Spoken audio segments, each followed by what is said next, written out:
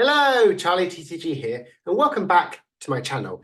In today's video, we're going to break down exactly what happened at EUIC, what led up to Torn end up winning his 5th international championship title, what were the top decks, and also recapping exactly how I placed and the meta percentage and predictions we made up leading up to the event. It was a ton of fun, one of the biggest tournaments we're going to see today until NAIC in just a couple months' time, and there's a lot to talk about. So let's jump right into the day one meta percentage. So it kind of is exactly how we thought. We predicted that Charizard would be the most played deck, Lugia would be the 3rd most played deck, and the Turbo Iron Hands would be the 5th most played deck, and that's actually exactly what happened in day one. We can see Charizard was 23% pretty much, which is a huge meta percentage. We haven't seen that in a very long time, and we can see there is a big discrepancy between Charizard and Xianpao.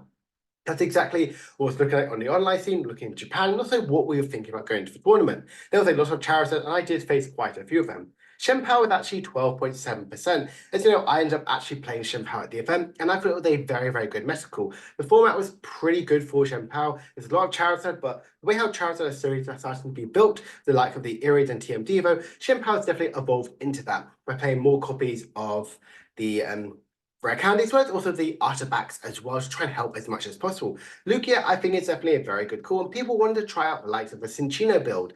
It is definitely one of the most played archetypes, especially multiple sword turns, but the US, I know, love this archetype. Lugia is very, very dominant, and now also it pretty much winning Champions League as well. Just a few months ago, definitely solidified its spot. Arctina is a very good place because it really has a good matchup against Charizard, the likes of the Maximum Belt, so there's also Iron Leaves as well. So it's like how Lost Zone Tina as well, which was a little bit of a surprise being at 6.3%. A lot of people were into that Lost Tina. Obviously didn't lose that much, but gained likes of the Prime Catch as well as also Iron Leaves really help you in that Charizard matchup. Pretty much having 3 different ways to KO a Charizard EX is very, very strong. And the Turbo Iron Hands was a pretty good inclusion as well. It's one of the best placing and brand new archetypes, and I would say it's definitely going to be an archetype which you should be keeping an eye out as well. But how does that actually translate into the day 2 meta percentage? Well, we can see that it has changed just a little bit from the likes of the Lost Zone Tina and Arctina kind of switching places just a little bit, as also the Iron Hands as well. The top 3 have kind of pretty much stayed the same, but the Charizard placements have fallen a little bit percentage-wise, whereas Xianpao's kind of increased. It's actually the best ever time Xianpao's ever got, 40 decks, which is honestly a lovely, insane number. And if you've obviously known my channel, you've seen my mastering video, you know I'm a huge, huge fan of this deck, and seeing it actually have this respect is a very, very nice thing to see. I think especially if you're testing for Orlando, Perth, and any other regionals at all, especially going to look at this dating mix percentage-wise, we can see that there is a very good translation between day 1 and day 2. It didn't really change, no new archetype kind of sprung in, whereas also be would say solidified as the top 6 decks of this brand new format. Turbo Iron has definitely shown it is an absolute threat by getting 2 top 8 placements. There's also likes of Lost Zone Tina and even Arctina as well, definitely solidifying themselves as a very, very strong decks. So let's look right now a little bit at the predictions we made before and how close were we? Well, which deck do we think they will have the highest meta share? We get Charizard and we were correct, and Turbo Iron Hands actually was the best finish of a brand new archetype, getting that top 8 placement. Sadly, we were a little bit off of the Xianpao, where we thought it was good, the top placement was going to be top 8, but 3% of you did say it's going to be top 32, you end up being correct, and we did actually predict that Charizard would in fact win. That's something I'm very much quite nice to see, that we were pretty good on the nose of our predictions. If you know, I cover a lot of stuff from Japan. We base quite a lot of my findings from that event, looking at the online scene, and it's very nice to see that it actually is very much correct as well. And if we even look at the deck percentage-wise, it is all pretty much, we got it straight onto the nose. Snorlax making top 4 was actually the correct choice as well. Obviously, it was the Pidgeot version, which I think is going to be the more favorable way about control. Let's mention it just a little bit when we talk about the actual deck profiles. But I do think we're in a very, very exciting stage. And what better place, let's look at towards winning list. So we see here, it's a little bit different how we're seeing both Charizards. You're seeing, well, we're seeing the Pidgeot, we're seeing the Luminia, we're seeing the Rotom, that's pretty much normal, but why is there a 1-1 Bibarel and a Clefairy in this?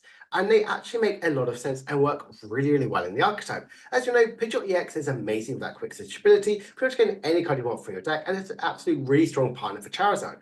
But people also dabbling on that we need the Bibarel, because Bibarel is really good for that Industrious Insides for that draw effect.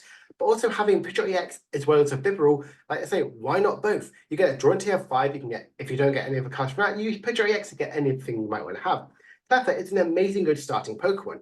Yes, it obviously has 30 HP, but it has a free retreat cost, and you get to draw into your 7 cards in hand, which is really, really good, especially if you're going Second, you can like kind of go for your hand as much as you can, and then draw a TF7. It's a really good refresh. Sometimes Rotom only gets you 3 cards, but potentially draw an additional 5, heck, even sometimes 6 or 7, makes your turn a lot stronger. You have 3 really good going second attacks. You have Call for Family or Pidgeot, you obviously Pidgey, you have the Cleffa, as well as also the Rotom instant charge ability. The rest of it is a little bit more different. Definitely focus a lot more on control factor. You're definitely having 2 copies of Professor Churro. There's also Team Yelchir, means that you can pretty much play 4 Professor Churros scenarios and kind of like make sure that your control matchup becomes a lot more favorable. And I do think that people might start to lean towards this style of build. The Lost Vacuum we saw work excellently in the final matchup by kind of removing some of your hand, getting rid of some of your very key pieces, like the Manaphy you can kind of remove from a Snorlax play, or in fact, it's like pin out your hand to draw more in the likes of Cleffa. The Fire Spine and Choice Belt, I think, are very, very good. These boosting sort of tool cards. Choice Belt obviously helps you get the Radiant Zard to get to 280 damage, really helps you against Garatinas. And also Defiance Bite is that additional 30 more damage, can definitely help you in the mirror match. I think this is definitely towards one of his best lists we've kind of seen. So a lot of creativity going into this style of Charizard. Could this be the best way to kind of play around with it? As we've seen from my poll, a lot of people are going to be leaning towards a 2-2 Pidgeot and a 1-1 Bibarel because it just makes so much sense. You can't really see any of it sacrificing some of the spaces. We can see it has a lot of fluidity, and I really much am a huge fan of where Charizard can actually go. But obviously, he won against Isaiah Bradner, which had a very interesting version of Lost Tina with a 2-1-1 split of Bennett in it and no water energy for Gradient Greninja. Well, what does this Bennett package really have to offer? Well, you have Puppet offering on Bennett, which makes you put these Bennett and Shuppet into the Lost Zone, and if you do, get a supporter card for your discard pile. You can see we definitely are a bit more thinner in the supporter count, playing those 2 bosses, 1 Roxanne, where we normally see potentially a 2 boss, 2 Roxanne, and maybe even an Iono in there for that disruptive portability. But we also have likes of Bennett EX and Shuppet to offer that item lock sort of ability on a coin flip for Shuppet, but Bennett actually guarantees an item lock for 30 damage. Yes, it doesn't seem that much, but if you're kind of using the Embracing Darkness, right, slowing down the opponent, and then you can use a Poltergeist at the end, get the opponent has a huge amount of trainer cards, you can deal huge amount of damage, but that it can be very difficult then to deal with. That's definitely why I'm seeing a lot of the space go through. I love the Poke Gear because I think Giratina, one thing it definitely struggles with a lot of the time, especially from learning from my friends, is that you're not getting your chorus as quickly as possible. But the likes of Bennett can bring the recycling, and the Poke Gear kind of guarantees you can get the chorus experience, especially when you need it. Another thing we are seeing is still the Forest Hill Stone with the Iron Leaves EX. Because if you think about it, we're in a format where Star Requiem is only going to be used in some decks, especially like some Charizard, you potentially use it, but they might play Mist Energy, where sometimes Forest Hill Stone is exactly what you need to have. We're seeing like some Prime Catcher, which I think is definitely a good inclusion in Lost Tina. That's another thing I didn't mention with Tord. It was obviously Prime Catcher in the winning list, not the maximum, which you're kind of seeing, but I do like having Prime Catcher as it is a very, very strong versatility card in most of the options. But I would say the rest of it, they're very, very straightforward. Tina, I really like the Bennett build. Could this be the best way to play it? We saw Azul and Co. not sort of run this style of thing, but I think as it's got second place, there's definitely see a lot of hype going, especially into some online tours and Orlando in just a few days' time. I do think this is a very, very strong package. Now we're seeing Pidgeot Control, which did in fact get top 4. And honestly, I really am excited to see Control do so well. As someone who personally doesn't really play Control that much, doesn't really understand it as best as possible, I can't play it out as much, I really am excited to see a format where we're seeing Control be utilized as much as we can. We saw pretty much 3 or 4 different types of Control make into day 2, and this one here was the best one. It offered a 1-1 line of Noivern EX. Noivern obviously has the attack for 70 damage, well basically 50 damage, and it's not damaged by any basic Pokemon. If we look at the format where we like of Shempao, the likes of Turbo Iron Hands, as well as also the likes of Ancient Box and Roaring Moon, a lot of them have these basic Pokemon attacking, so limiting it from using that attack is pretty powerful. Buffalon as well offers that thing, obviously for 3 energies, but you can lasso any of your opponent's energies. This can be very helpful, especially in some matchups where they could potentially run your opponent out of energy cards after you get through all their resources. The idea of this archetype is obviously using that Pidgeot EX to try and like get any card you want to have, and then play one of your many different attacking cards like Chi-Yu, Noivern, Buffalon, or Luxray and Wow to really lock your opponent in. Luxray obviously discards trainer cards, you've got Chi-Yu to mill out your deck, your opponent's deck. Radiant Charizard is a very good late game sort of attacking option, and more to trap them and Mimikyu as well to not be damaged. There is a lot of stuff to go with someone, and a ton of supporters kind of like back it up. The Eerie we've noticed is a very, very powerful card. Kind of like so if we saw how powerful Charizard is, as well as also the likes of Shimpao, very, very heavily item focused one, like using likes of Rare Candy, removing them, it's very, very powerful.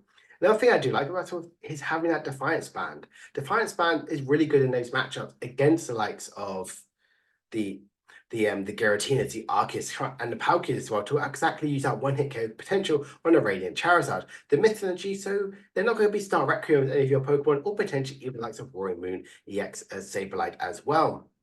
Another good key card you want to see here is Hero Escape, giving any of these Pokemon 100 more HP, which is nice to see. We're finally seeing a brand new ace spec. Hero Escape and also Prime Catcher Spoiler are most of the common played ace specs of choice. I do think this is a very, very strong way to play Pidgeot Control, and it's a really interesting one and different to one we're going to talk about very soon. The other top four actually went to the Charizard, which I think is a little bit more similar to how we're seeing Charizard sort of evolve into this one. We're seeing it with the 4-1-3 line of Charizard, the 2-2 Pidgeot, but also still having the Cleffa. So I do think if you've kind of got your Cleffas, or if you hopefully have the lovely beautiful art ones, because I think Cleffa Stonks are going to definitely increase because it is absolutely powerful, and it was really showcased it with two of the top four decks actually played Cleffa. We're seeing the Maxim Belt, we're seeing the Choice Belt, we're seeing the TM Devo, as well as also Eerie, which is definitely where we kind of like saw Charizard kind of shift into the metagame, especially after the likes of Japan. The online scene is definitely for EUIC. I think this is definitely the right meta call. I love Roxanne, especially in the Charizard, because especially when your opponent goes down in prizes, try like limit them from drawing anything. For the likes of Shimpao, if they don't get their Bibarel set up, you can like counter catcher, Roxanne, stop their draw factor. They only have 2 cards in hand and potentially not be able to get any sort of factors afterwards, or even stopping anything like the Vlosson as well, really limiting and hindering them. It's a very, very good strategy. I think this is a very much consistent, straightforward Charizard list. Will this be the best way people be playing this? Will people be focused on tourist list? I think it's good to see 2 different versions of this one, but one thing you've got to notice about this one, Eerie TM Devo is a very good inclusion, and Cleffa is definitely potentially a mainstay for Charizard EX. Now let's look at Turbo Iron Hands, which actually got 2 top 8 placements, and both of them are very different. This one here is a pretty standard one here, but we are seeing a little bit of a switch of where we kind of started at the start. We're seeing a split between the Iron Crown and Iron Hands. A lot of this we're playing 4 Iron Hands and 3 Iron Crowns, but we're seeing it completely have that reversal effect. Why could this potentially be? Well, if you have a Future Booster Energy Capture on an Iron Hands EX, 4 Iron Crowns, you're doing 240 HP, which actually you can one-hit KO an Iron Hands and take 3 prizes on. It's also a good way to kind of, if you have a heavy baton, to guarantee that it's doing 220, it only does 80 more damage. So it's doing an additional 100 more damage to try and get that Shimpao knockout, try and get the Rotom, try and get as many Pokemon in that big 3 prize turn, which is very, very strong. Mew EX, I think, has become a lot more of a staple in this deck now. Try drawing TF3. People try Gift Energy, but people are now realizing, well, we can have Psychic Energies. Now we can use a single prize attacking option like Miraidon, as well as also Iron Crown EX. So it's also this Eric's Invitation. I really, really like this inclusion. You get to have that hand knowledge from the opponent, so it's also potentially putting a Pokemon which they may not want to have in this one into the active. For example, like a Manaphy, a low HP Pokemon. Heck, sometimes even a Lumineon or Rotom, and trying to easily get those 3 prizes from an Iron Hands EX is very, very strong. The rest of this one, the supporter line, is very, very heavy on the Arvin and Research, which I do like. You want to either be very aggressive for your draws or get any of the cards you might potentially need. But one thing I'm noticing, there is no Town Store, which we kind of saw quite a lot in my testing. I really enjoyed Town Store having the option, the archetype. But I do think this is a very nice way of how we're playing the likes of Turbo Hands. And the other build as well is very much a bit more straightforward, but offers a bit more flexibility. The Crisis Punch is a very interesting one. Kind of right at an endgame closer, do 280 damage. Chuck that on an Iron Hands, chuck that on a Miraidon, heck, even an Iron Crown or a Mew. You can deal a huge amount of damage, and obviously it's boosted from the likes of the Iron Crown EX attack to potentially even get his one-hit KOs on Charizard in the late game. But that's why I think it does play the likes of a Town Store and the Arvin to really maximize, try and get the draw cards as much as possible. I think Iron Hands is definitely here to stay. I think it's a very, very powerful archetype, and we kind of saw this one. It got 2 top 8 placements. It was the 5th most played deck in day 1 to go to the 4th most played deck in day 2. It is a very, very powerful archetype, and this one here does play a little bit of a split between Countercatcher and Boss's Orders.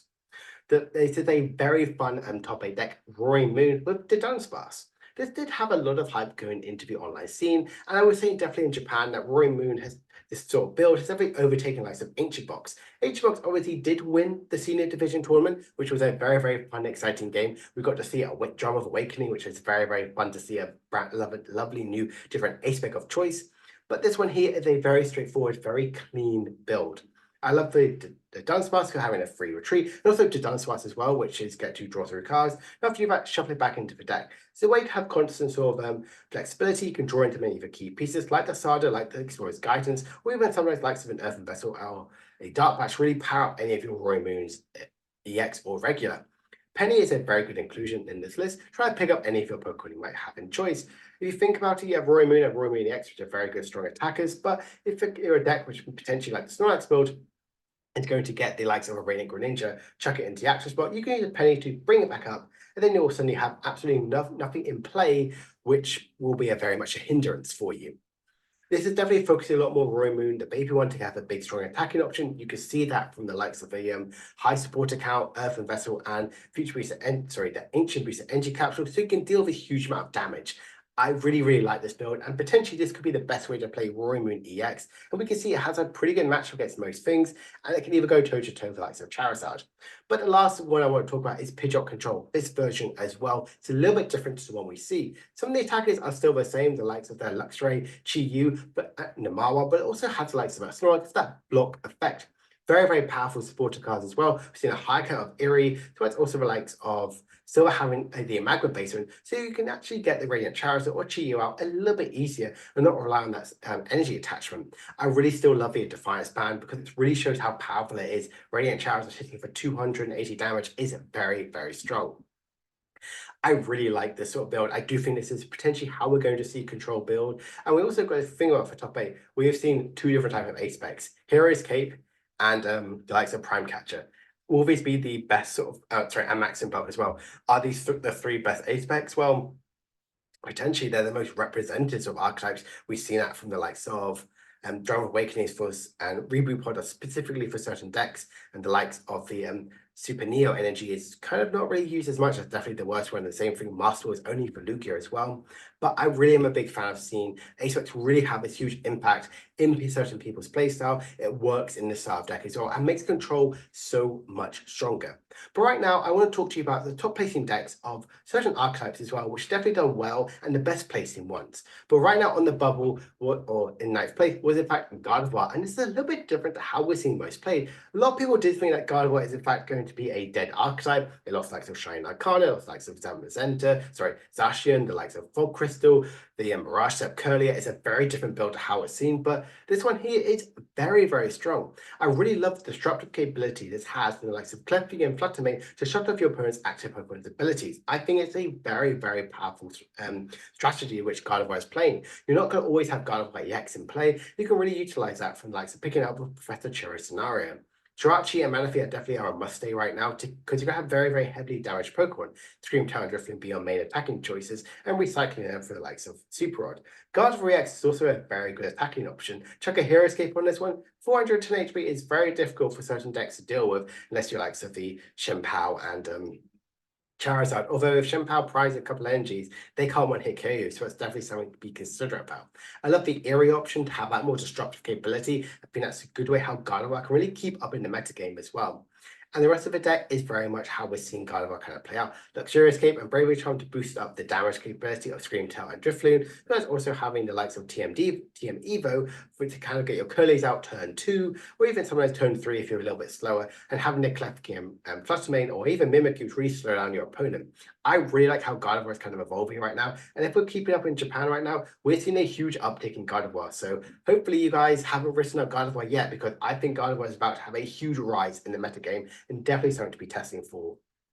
Another one is Ancient Box actually did get a top 16. Yes, it did win the likes in the seniors division, but it's also good to see it do very, very well in the masters division. It is very much focused on the Koraidon and Roaring Moon as a good attacking option, as well as also Fluttermane. Fluttermane I really, really like for that disruptive capability, which pretty much shuts off every active Pokemon's ability except for Fluttermate's own ability. The shopping the likes of Shivery Chill, sometimes even a Conceal cards, or even the Charizard is very, very powerful. I do obviously still love the Ultra Ball and Superior Energy Retrieval because they offer that really good discard effect to try and boost up the damage as much as possible, whereas Superior Energy kind of gets you that energy in the late game because you're going to be very, very aggressive in the early to mid game. I think Ancient Box is kind of situated pretty well. It has a pretty favorable Power matchup, which I definitely figured out a little bit during the tournament. So also I do think it has a pretty positive matchup around most of the board. It can be a bit difficult for certain decks to actually one-hit KO you, whereas you also can struggle as well, like the Charizard, you're not going to get to a number, you're going to be two-shotting them most of the time, and it can be very much a big frustrator. Not having the Roy Moon EX kind of makes sure your opponent has to take prize after prize, single prize after single prize, which sometimes their resources can be depleted, which is why I think Ancient Box can be so powerful.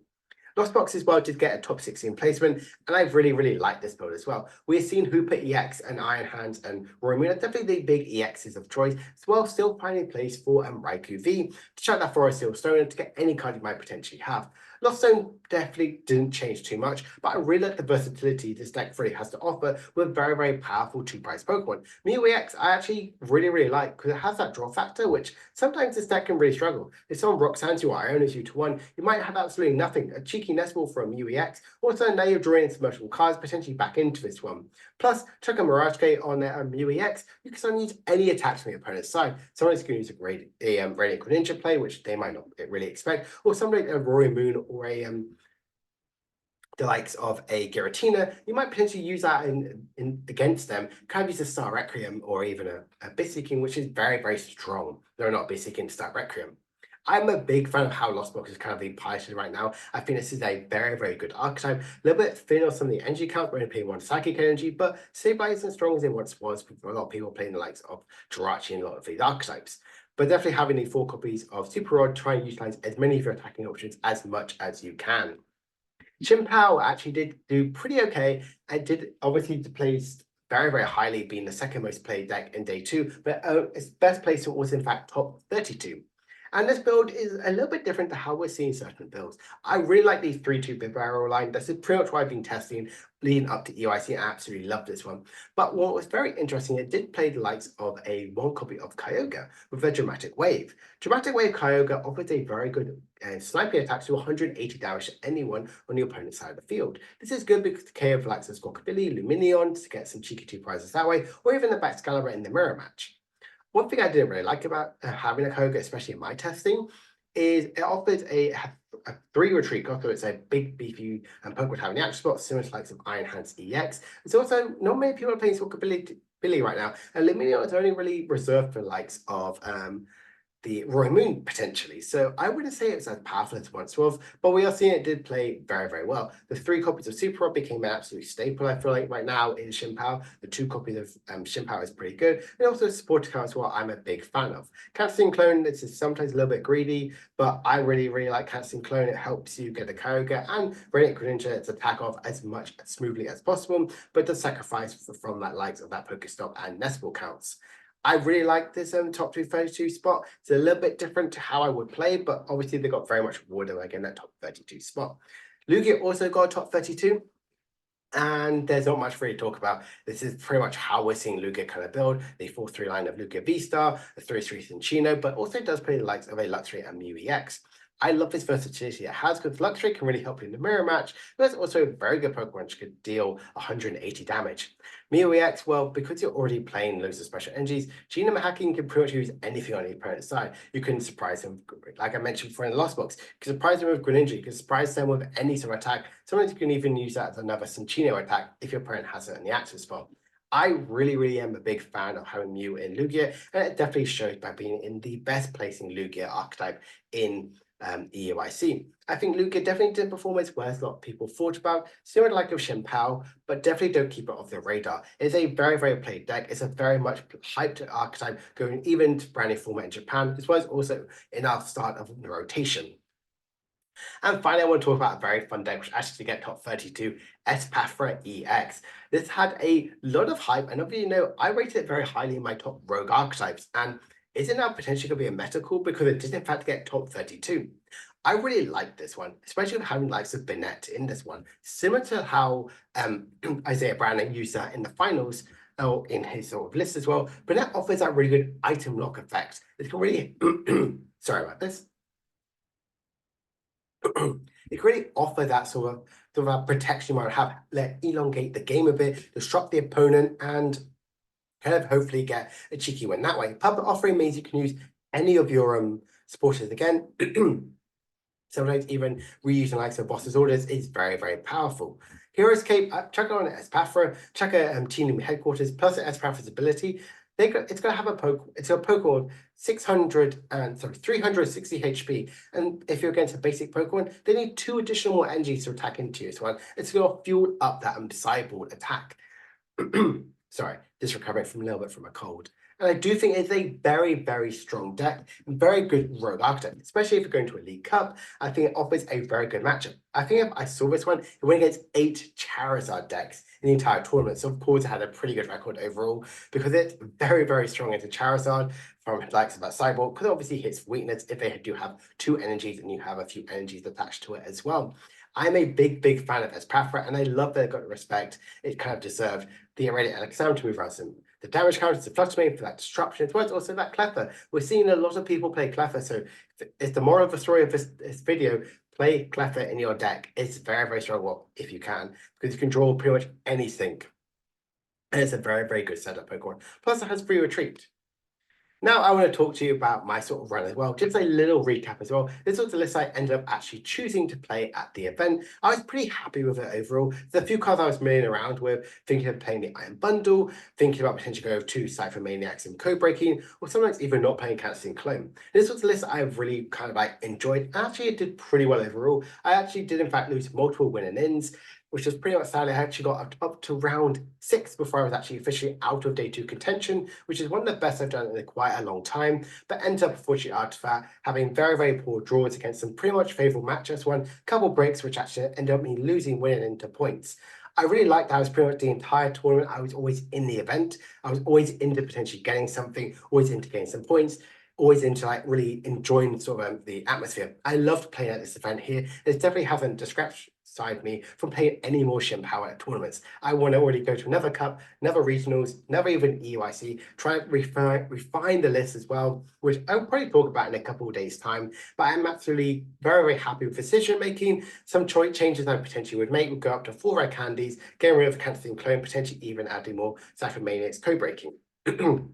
The reason why I would kind of go this route, because I would definitely be a lot more scared of Eerie. We're seeing a high count of control, and even some Eerie's been playing like some Charizard, sometimes even a Gardevoir EX. You want to have that much protection as possible, and having that offer of more rare candies, make sure that it needs to be something to discard fodder, but also wait for you to evolve into your Batscaliburs if it gets discarded very much early on.